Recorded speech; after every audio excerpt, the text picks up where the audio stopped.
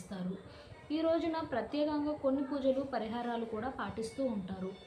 అంతేకాకుండా పవిత్ర నదుల్లో స్నానాలు చేసి దాన ధర్మాలు చేస్తుంటారు. ఈ విధంగా చేయటం వల్ల పుణ్య ఫలితాలు లభిస్తాయని నమ్మకం.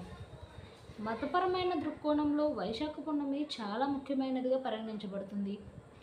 వైశాఖ మాసం విష్ణువు ఆరాధన దాన ధర్మాలకు చాలా ఫలవంతమైనదిగా పరిగణించబడుతుంది అని అంటారు. అటువంటి పరిస్థితుల్లో వైశాఖ పౌర్ణిమ రోజున స్నానం చేయటం, దానాలు చేయడంతో పాటు శ్రీ మహావిష్ణువును పూజించడం వల్ల సమస్యల నుంచి బయటపడవచ్చని నమ్ముతారు. ఈ సంవత్సరం వైశాఖ మాసం పౌర్ణమి 2025 మే 12న వచ్చింది. పున్నమి రోజున సంపదకు దేవత అయిన లక్ష్మీదేవిని, విష్ణువును పూజించే సాంప్రదాయం కూడా ఉంది. ఈ రోజున లక్ష్మీదేవిని పూజించడం వల్ల ఇంట్లో అదృష్టం, శ్రేయస్సు కలుగుతాయట. అటువంటి పరిస్థితుల్లో వైశాఖ పౌర్ణమి రోజున లక్ష్మీదేవికి తనకు ఇష్టమైన వస్తువులను సమర్పించాలని చెప్తున్నారు. వీటిని సమర్పించడం ద్వారా లక్ష్మీదేవి ఆశీస్సులు లభిస్తాయట. ఇంట్లో సంపదకు, ఆహారానికి ఎప్పుడూ కొరత ఉండదని చెప్తున్నారు. వైశాఖ పౌర్ణమి రోజున లక్ష్మీదేవికి బటాషా సమర్పించడం వల్ల లక్ష్మీదేవి ఆశీస్సులు లభిస్తాయని పండితులు చెప్తున్నారు.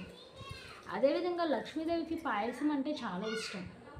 కాబట్టి వైశాఖ పూర్ణిమ రోజున అమ్మవారికి ఖచ్చితంగా మకానాతో లేదంటే బియ్యంతో చేసిన పాయసం నైవేద్యంగా సమర్పించాలని చెప్తున్నారు.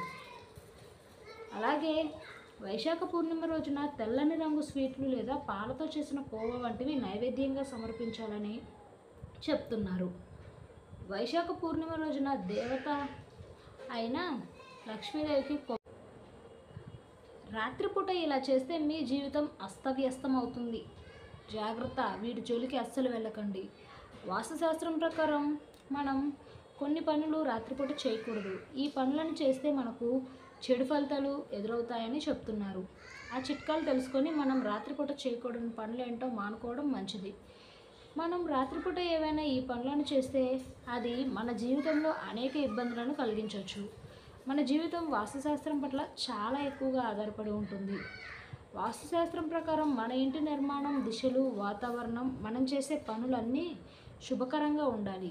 ఈ శాస్త్రం ద్వారా మన ఇబ్బందులను నివారించుకోవచ్చు. ప్రత్యేకంగా రాత్రిపూట చేయకూడని పనులు వాస్తుశాస్త్రంలో చెప్పబడ్డాయి. రాత్రిపూట చేసే పనులు చాలా అశుభకరమైనవిగా భావించబడతాయి. ఈ పనులు మనకు చెడు ఫలితాలను తెచ్చిపెడతాయి. రాత్రిపూట ఆలస్యంగా తినడం మంచిది కాదు. మనం వాస్తుశాస్త్రాన్ని నమ్మితే రాత్రి 8 గంటల తర్వాత భోజనం చేయడం అనేది శరీరానికి హానికరమైనది. దీనివల్ల మనం శక్తి కోల్పోతాం. అలాగే రాత్రి ఆలస్యంగా తినడం వల్ల ఆహారం జీర్ణం సరిగ్గా జరగదు. ఆరోగ్య సమస్యలు వచ్చి మనం మంచి ఫలితాలు పొందలేము. కాబట్టి రాత్రిపూట తినడంలో అప్రమత్తంగా ఉండాలి. వాస్తుశాస్త్రం ప్రకారం మీరు రాత్రిపూట నిద్రపోయే సమయంలో మీ తలను ఉత్తర దిశలో పెట్టకూడదు. ఇది తప్పుగా ఉండటం వల్ల దుష్ఫలితాలు వస్తాయి. ఉత్తర దిశలో దేవతలు నివసించకపోవడంతో ఈ దిశలో తలపెట్టి నిద్రపోతే మానసికంగా, శారీరకంగా ప్రతికూల ఫలితాలు ఉంటాయి. ఆ దిశలో తలపెట్టి నిద్రపోవడం వల్ల మనిషికి శక్తి తగ్గుతుంది. రాత్రిపూట గోర్లు కత్తిరించడం అనేది వాస్తుశాస్త్రంలో చాలా చెడు విషయం. ఇది పేదరికానికి దారితీస్తుంది. రాత్రిపూట గోర్లు కత్తిరించిన వారు లక్ష్మీదేవి అనుగ్రహం నుంచి దూరం అవుతారు. అప్పుడు వారు మానసికంగా, ఆర్థికంగా కూడా ఇబ్బందులు ఎదుర్కోవాల్సి వస్తుంది. కాబట్టి రాత్రిపూట మీకు రాత్రులు పదే పదే మెలకువ వస్తుందా? అయితే ఈ అలవాటు ఎంత డేంజరో మీకు తెలుసా? మన ఆరోగ్యానికి రాత్రి నిద్ర చాలా ముఖ్యం. మంచి నిద్ర మనల్ని రోజంతా ఉత్సాహంగా ఉంచుతుంది. కానీ ఇటీవల కాలంలో చాలామంది నిద్రలేమితో బాధపడుతున్నారు. రాత్రిపూట తగినంత నిద్ర లేకపోవడం వల్ల ఎన్నో ఆరోగ్య సమస్యలతో బాధపడుతున్నారు.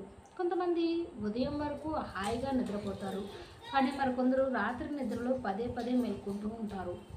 అంతేకాకుండా నిద్రలో విశ్రాంతి లేకపోవడం కూడా ఒక సాధారణ సమస్యగా మారింది. ఇలాంటి కారణాల వల్ల శరీరానికి అవసరమైన నిద్ర లభించదు. ఇవన్నీ మన ఆరోగ్యంపై ప్రత్యక్ష ప్రభావాన్ని చూపుతాయి. రాత్రి సరిగ్గా నిద్రపోకపోవడానికి కారణం ఏంటంటే మన శరీరానికి మంచి ఆహారం, వ్యాయామంతో పాటు మంచి నిద్ర కూడా చాలా ముఖ్యం. సరైన నిద్ర కారణంగానే మంచి ఆరోగ్యం సాధ్యమవుతుంది. మన మెదడు సరిగ్గా పనిచేయడానికి నిద్ర కూడా అవసరం. మీరు సరిగ్గా నిద్రపోకపోతే అది మీ శరీరం, మనసుపై ప్రభావం చూపుతుంది. ఈ రకమైన అభ్యాసం అనేక రకాల వ్యాధులకు దారితీస్తుంది.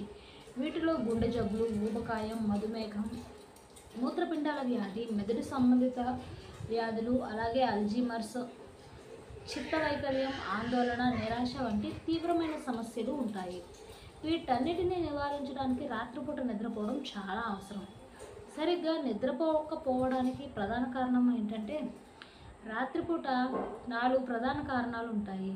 మొదటి కారణం టీవీ, మొబైల్ లేదా ల్యాప్టాప్ ఎక్కువగా చూడటం. రెండవది మొబైల్ వాడటం లేదా రాత్రి పొద్దుపోయే వరకు ల్యాప్టాప్లో పనిచేయటం. మూడవది పడుకునే ముందు నీరు లేదా ఇతర ద్రవాలు తాగడం వల్ల కూడా నిద్రకు అంతరాయం కలుగుతుంది. ఈ రకమైన అలవాట్ల వల్ల మీరు రాత్రిపూట తరచుగా మూత్ర విసర్జనకు వెళ్లాల్సి వస్తుంది. రాత్రిపూట ఎక్కువగా తినడం కూడా మంచి నిద్రకు ఆటంకం కలిగిస్తుంది. నాలుగవది శరీరంలో విటమిన్ డి లేకపోవడం. ప్రతిరోజు ఒకే సమయానికి పడుకోవడం చాలా మంచిది. అలా పడుకోకపోవడం కూడా మంచి నిద్రకు ఆటంకం కలిగిస్తుంది. ఇంకా నిద్రలేమి, sleep apnea, restless leg syndrome వంటి నిద్ర సంబంధిత పరిస్థితులు కూడా నిద్రలేమికి ముఖ్యమైన కారణాలు. రాత్రి బాగా నిద్రపోవాలంటే ఏం చేయాలి? మీకు ఏమైనా నిద్ర సంబంధిత రుగ్మతలు ఉంటే కొన్ని విషయాలపై శ్రద్ధ వహించాలి. పడుకునే గంట ముందు మీ మొబైల్, ల్యాప్టాప్కు దూరంగా ఉండాలి. రాత్రిపూట ఎక్కువగా తినడం మానుకోవాలి. పడుకునే ముందు నీరు లేదా ద్రవ ఆహారం తీసుకోవడం మానుకోవాలి. ప్రతిరోజు ఒకే సమయానికి పడుకోవడం, మేల్కొనే అలవాటును పొందడానికి ప్రయత్నించాలి. మీ దినచర్యలో వ్యాయామాన్ని చేర్చుకోవడం మర్చిపోకూడదు. సాయంత్రం 4 గంటల తర్వాత టీ, కాఫీలకు వీడ్కోలు చెప్పాలి. ఈ చిట్కాలను సరిగ్గా పాటిస్తే బాగా నిద్ర వస్తుంది. కోడిగుడ్డులో ఉండే పసుపు పచ్చ సొనలు తినకుండా పక్కన పెడుతున్నారా? ఇది తెలిస్తే ఇకపై అలా చేయరు. కోడిగుడ్డును తినేటప్పుడు చాలామంది అందులో ఉండే పచ్చ సొనను పక్కన పెట్టి కేవలం తెల్ల సొనను మాత్రమే తింటారు. కానీ వాస్తవానికి కోడిగుడ్డు వచ్చే సొనలో అనేక పోషకాలు ఉంటాయి.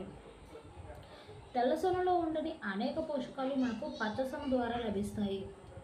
కోడిగుడ్డు పచ్చసొన తినని వారు అనేక పోషకాలను కోల్పోయినట్లే అని పోషకాహార నిపుణులు చెప్తున్నారు. కోడిగుడ్డు పచ్చసొన తింటే కొలెస్ట్రాల్ అధికంగా ఉంటుందని, ఇది గుండె ఆరోగ్యానికి మంచిది కాదని చెప్పి చాలామంది పచ్చసొన తినేందుకు వెనకడుగు వేస్తుంటారు. కానీ వాస్తవానికి ఒక గుడ్డు పచ్చసొనలో మన శరీరానికి రోజుకు కావాల్సిన కొలెస్ట్రాల్ కన్నా తక్కువగానే కొలెస్ట్రాల్ ఉంటుంది. కనుక రోజుకు ఒక గుడ్డు సొనను ఎలాంటి భయం లేకుండా తినొచ్చని పోషకాహార నిపుణులు చెప్తున్నారు. దీంతో అనేక